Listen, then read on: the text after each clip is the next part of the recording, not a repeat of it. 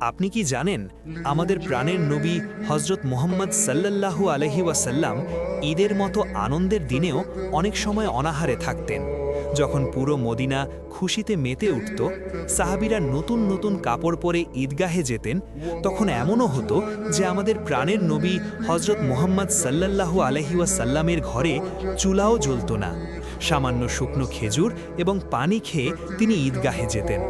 আমাদের প্রিয় নবী হজরত মুহাম্মদ সাল্লাল্লাহু আলাইহি ওয়াসাল্লাম নিজের পেটে চরম ক্ষুধার যন্ত্রণা নিয়েও তিনি এতিমের মাথায় হাত রাখতেন, গরিবের মুখে হাসি ফোটাতেন। তার সেরা চাদরটি ছিল তার ঈদের সেরা পোশাক।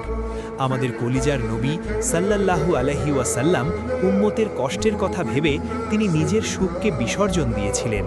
অথচ আজ আমরা নিজের বিলাসিতার অপচয় নিয়ে ব্যস্ত থাকি। আমরা নবীর এই কষ্ট এবং ত্যাগের কি মূল্য দিয়েছি?